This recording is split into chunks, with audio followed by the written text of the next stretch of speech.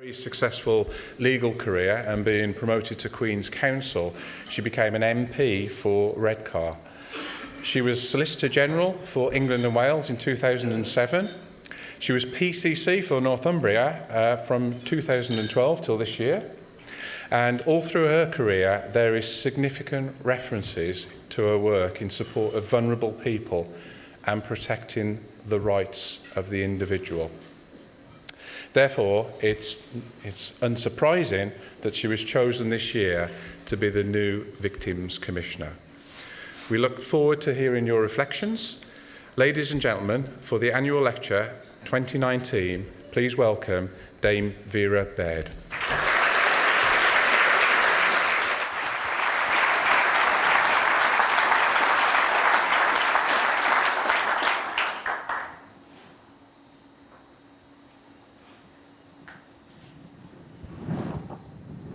I hope you're impressed how high-tech I am.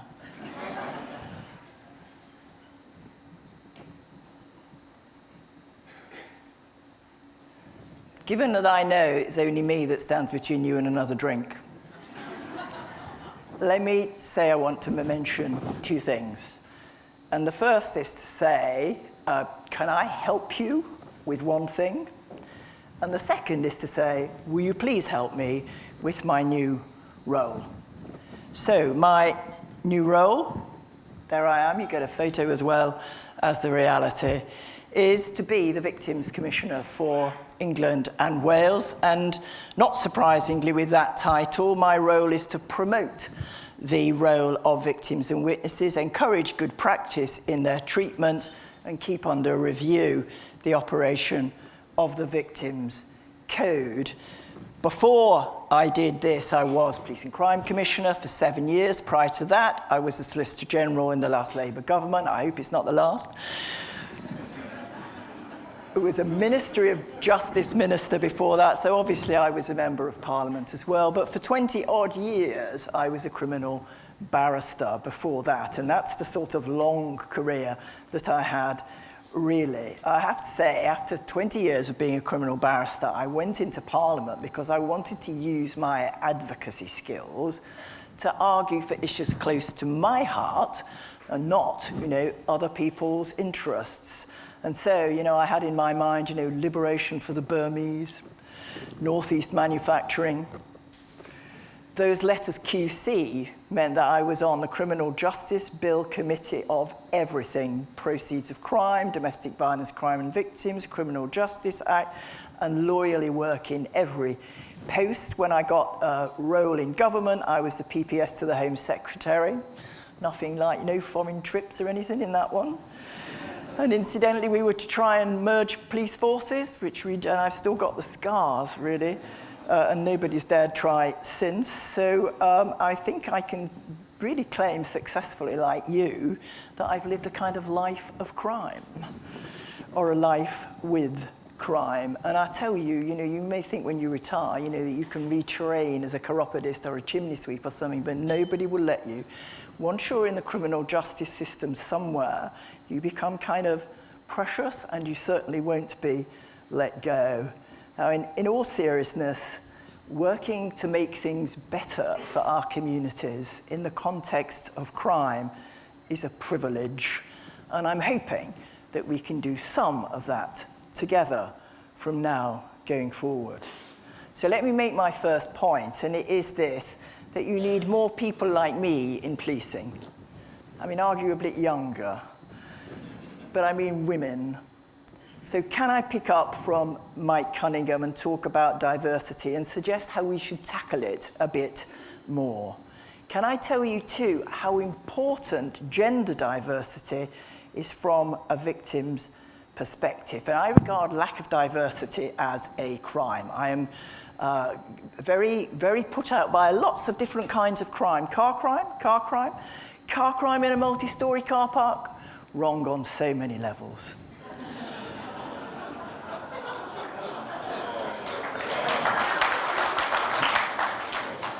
And that's my best. And And lack of diversity, I think, is similarly so. So let me just tell you a short personal story. I got where I am from a really unskilled working class family. Do you remember the Four Yorkshiremen sketch in the Monty Python? Vying as to who was poor, I was brought up in a water tank on a rubbish tip. What? Paper bag and septic tanks all we had. Scraping sludge off every morning with his tongue. Paper bag. Luxury. Sheer bloody. Well, I could have competed, yeah. My parents used to make me walk the plank. We couldn't afford a dog.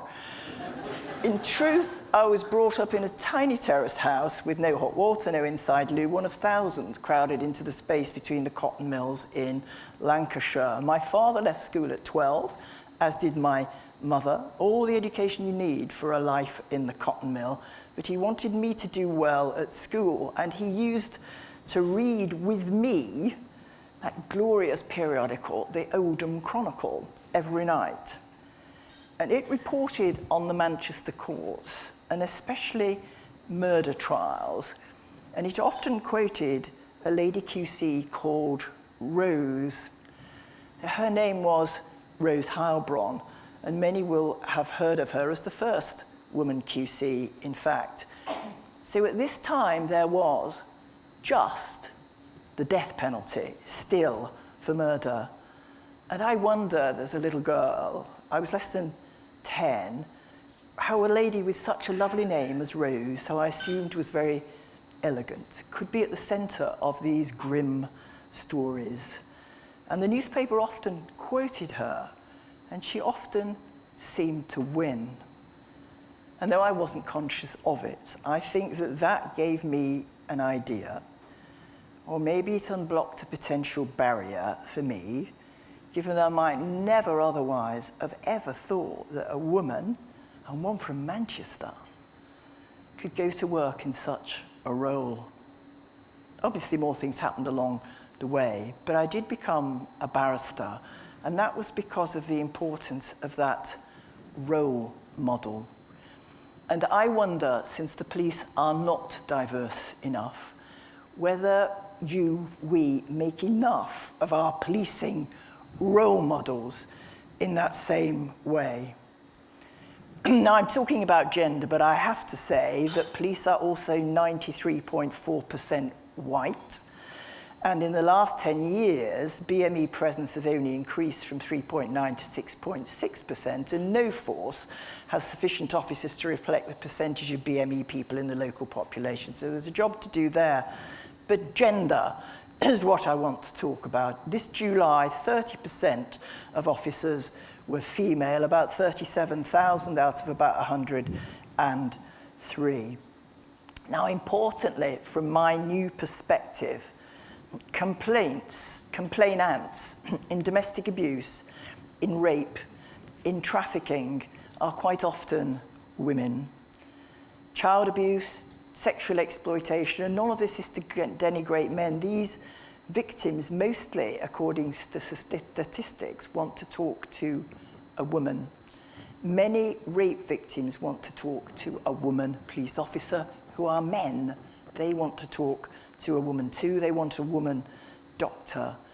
This collectively is a very high percentage of modern day complainants, and many of them are not so ready to talk unless they can talk with a woman officer.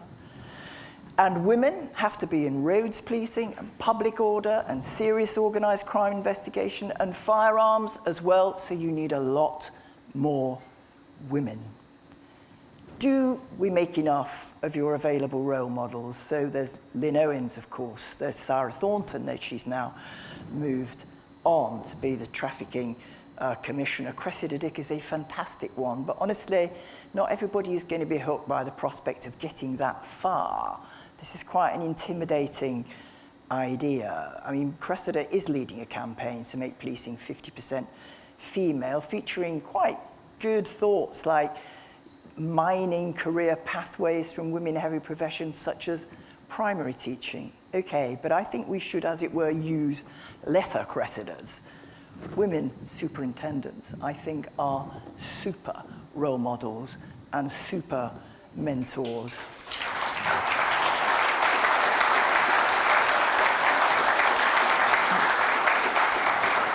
You are ideal because you are visible in active daily police work. I mean, unlike, with all great respect to them, chief officers, but you are serious management. You have a level of your own independent territory. You are relatively young and dynamic and creative. You should take a lead on role models at large. We need to ensure, too, that 50% of female officers feature in recruitment material, detectives, supervisors alongside men, special response, tactical teams, on the street. Policing is hierarchical, and you need a role model within your reach or just above it. And police awards nights, I've been to a lot of those as Police and Crime Commissioner, and there are some fabulous heroic deeds, people chasing people and catching them, fighting somebody with their bare hands who had a gun. And in the northeast, a lot of talking down on bridges. We've got a lot of bridges in Newcastle. Heroic, and women are involved in all of that. But how about an award for somebody who stuck with a domestic abuse victim through months and years and finally got them a resolution? How about an award for a SOIC without whom someone would not have testified and a potentially serial rapist would not have been convicted? Do we have trophies and cups to give out in the name of good women police officers? All ours were about something or other, which makes you think you have to excel where only males have trod before.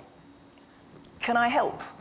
I'm going to be visiting lots of areas to meet victims of crime, looking at Crown Courts to see how they're working. As Rose inspired me, can I be part of events on diversity whilst I'm there and try, together with superintendents, to inspire the next generation to go into the policing role, to do all those key roles in a way that matches the communities we serve. Important now that really the majority of victims and witnesses are in these vulnerable areas.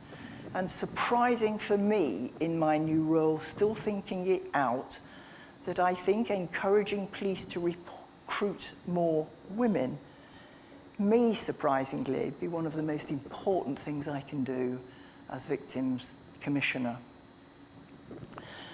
Can you hear me at the back? Good. Well, last time I said that, somebody said, yeah, but I don't mind changing if there's someone who can't. May I try on you what I think is a Mike Barton joke? What is the right policing term for a midget clairvoyant who's escaped from custody? You ready? A small medium at large.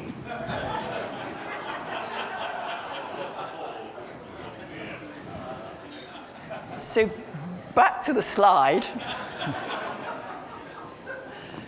My role, of course, links to having been Police and Crime Commissioner. PCC's got responsibility for commissioning victims services in 2014-15. We were asked to become victims champions. We now chair local criminal, or they now chair local criminal justice boards, and they monitor compliance with 5 entitlements in the Victims Code, which will stay. There is a review of the Victims Code, but these will stay. So victims and witnesses used more commonly when I was a young barrister to be sort of passers-by who'd seen a smash and grab, staff from a bank or from G4S who'd been victims of an armed robbery, shops that were burgled or ram-raided, fights, theft, criminal damage, and of course all of that is still there, but lots and lots and lots of criminal justice is about vulnerable complainants and witnesses. Hate crime makes people very, very vulnerable. Fraud on older people, causing them to feel shame because they've been fooled and maybe given away their child's inheritance. Online revenge porn, which often goes with domestic abuse when an abuser will take a photograph either covertly or even in an intimate moment with consent. But if she thinks she might move away, he will threaten it, and it isn't a crime to threaten to put revenge porn up. He will threaten to send these pictures to her daughters, to her mother and father, to her workplace. And people tell me that if that has happened, they can never again meet a new person without wondering if that person's seen them online, on a porn site. So everybody's affected when there's a crime committed against them on a continuum somewhere from feeling shocked and a bit knocked back to feeling targeted, feeling it's their fault, less sure that their lifestyle is a safe one, less sure their home's a safe place, worried about lawlessness, all the way up to being deeply traumatised in a way that NHS England now accepts might require that people have lifelong support. People are unable to go home. People are unable to stay at work. Now your officers are the first people to go after that has happened. You have a massive role. So firstly, of course, you do a needs assessment and pat onto the victims hub who can allocate good support. That is very important. Never underestimate that. Victims organisations like the one I had in the Northeast advertise to say, you don't need to go to the police, we'll help you. But more than 90% of victims only go to services through you, and you play, therefore, the key that unlocks them to cope and recover it. And police are a key agency themselves whose own dealings with victims and witnesses can play a significant role itself in if they cope and recover. You do represent society. When you appear as the first contact after a crime, you need to acknowledge that the person's been wronged, that it shouldn't have happened, that society supports them, and you do all you can to put it right and restore order, and that the world can be a good place again. All this is acknowledged in the NPCC's victim strategy, to which I'm sure you've all signed up. I meant to bring it, but I forgot. It says all the right things, that you must tell people about their rights under the Victims Code, but I have to tell you 16% of victims only have ever heard of the Victims Code, and that figure hasn't changed for a decade. It doesn't happen. Somehow it doesn't happen, and you are on the right level as superintendents to make it happen. I want to acknowledge too that there is a limitation on what can be expected by the police to do with victims. Those surveys are really positive about police attendance, businesslike, pleasant, effective. After the initial attendance and the early follow-up, the stats get worse and worse. So you will get 90% and more, but by the time we're talking about taking further action after the first attendance, it's down in the 70s and then it's in the 60s. And let's look at the consequences of that on trials. Half only of trials are effective in the magistrates or the Crown Court. And towards 20% of this is because prosecution witnesses won't go. They don't turn up. In 2009, 67% of people who'd given evidence would do it again. The figure now is 55%. That means almost half won't go back. The sense is the more you see of the CJS, the less you want to go to it. This year, 57% fewer witnesses would attend court than last year to give evidence in a possessing an offensive weapon case. 50%, 57% less in 1 year at a time when we are all terrified by possessing offensive weapon cases. And as you know, the dropout rate in rape, the dropout rate in domestic abuse is massive. So, I mean, there is kind of scope for a bit of humour here about going to court. So, who's going to go to court? Defendant released under investigation and the requisition went to the wrong address as usual. They won't go. The judge's hours have been cut and they don't have recorders anymore. No sitting time left, so they won't be there.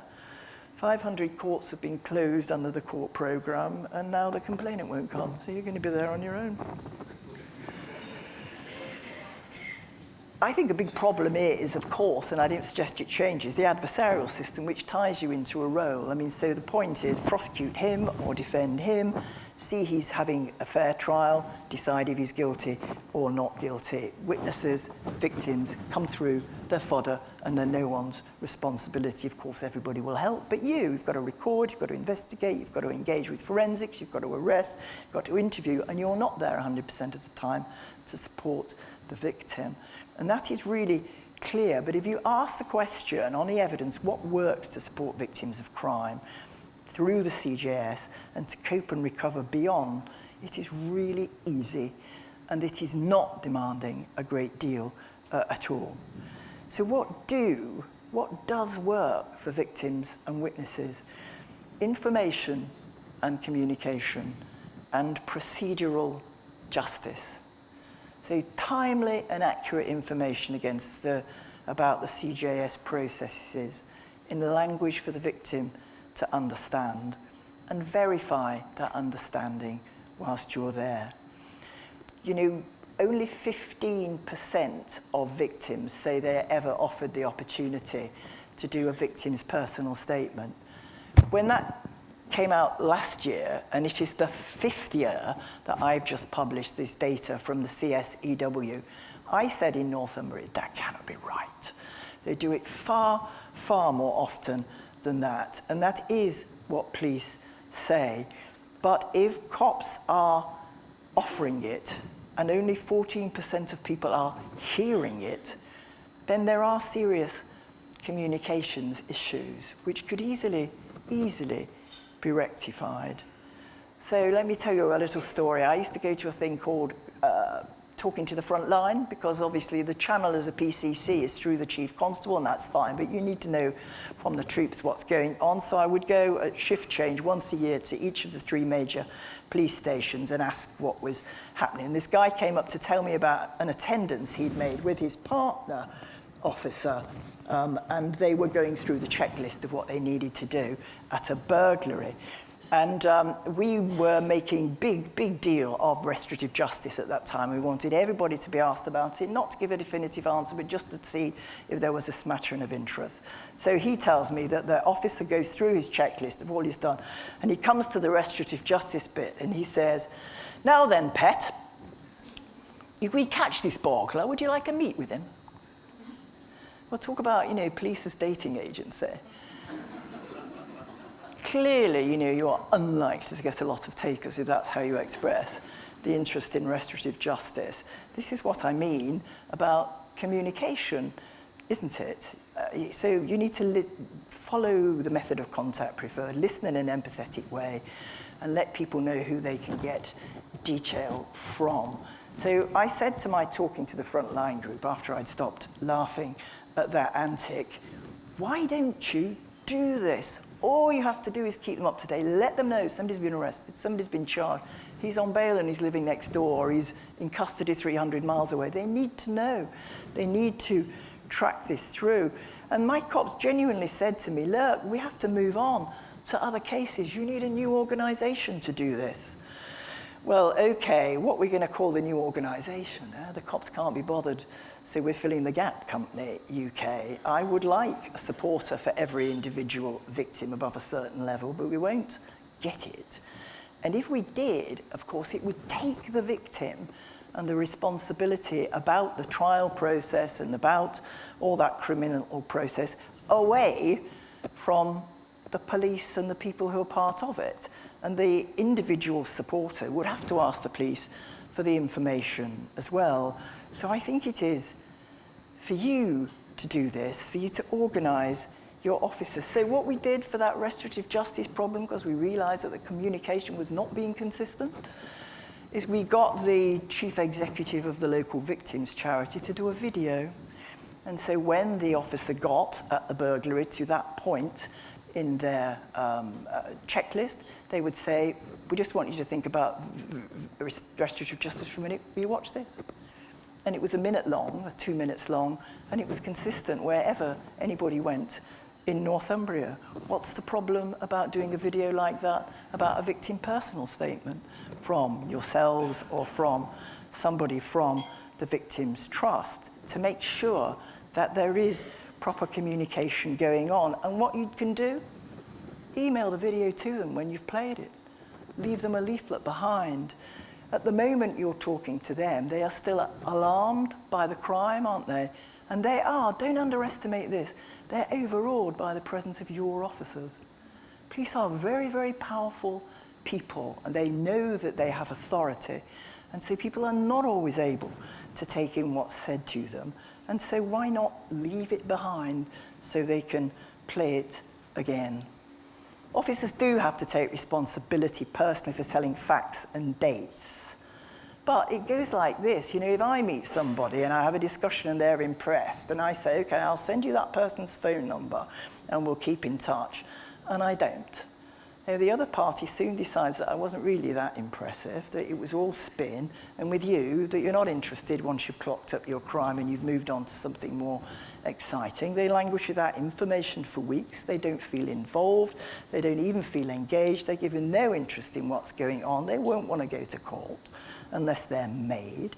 They can feel you've used them even. That acknowledgement was all not true. They might not support the police again because they feel, frankly, sometimes betrayed, and they probably will never bother to report a crime again. For so little not done.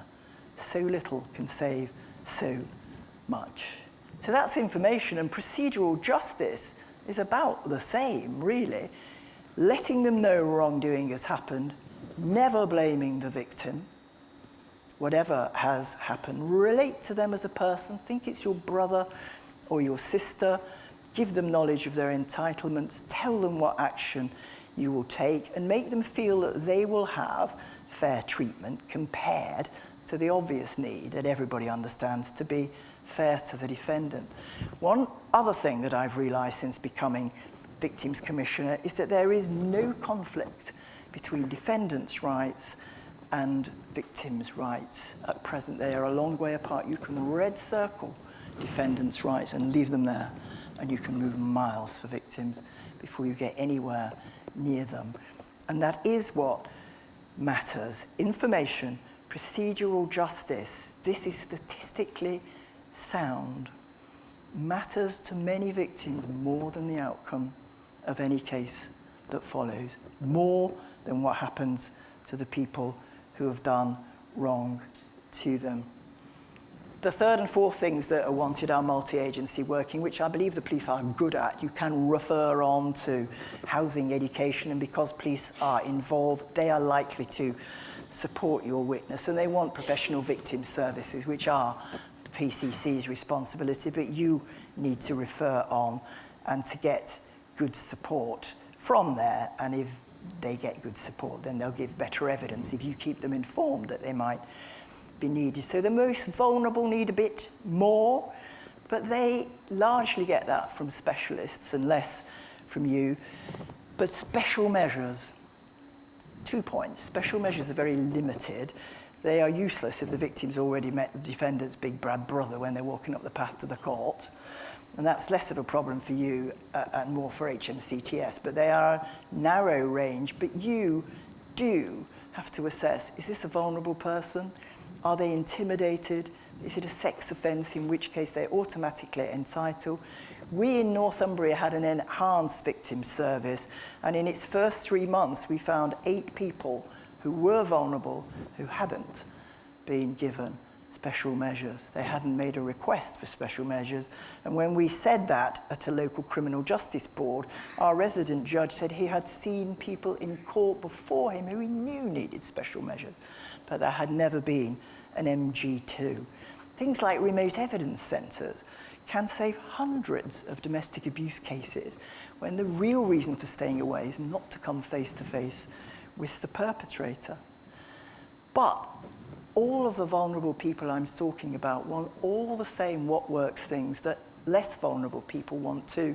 And this is the extra, and that's the only thing to add on. I acknowledge that you can't be asked to give endless support to victims. That is not your role. What is important is simply to recognise what we've committed to giving them and then set up a system that makes sure that your officers do that, so the things that matter are delivered to all victims. Because, ladies and gentlemen, crime is everywhere. A fraudster told me that I would be a rich woman if I invested in bonds, and he sold me 15 paperback copies of Dr. No.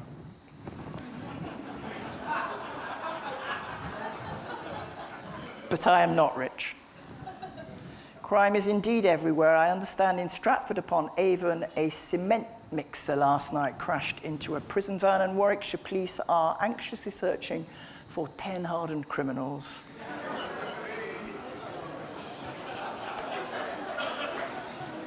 Wait for this one. There is an unusual offence of passing off as cocaine for sale what is really white sugar. Those crimes are quite rare crimes, but crimes of passing cocaine off as brown sugar, dem are rarer.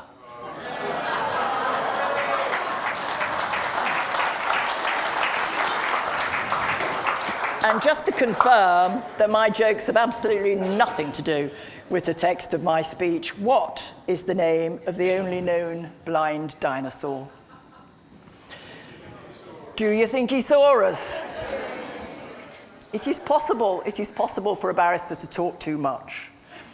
Once the judge commented to a jury, in Mrs. Baird's closing address, there were no wasted words. She used everyone I know at least twice.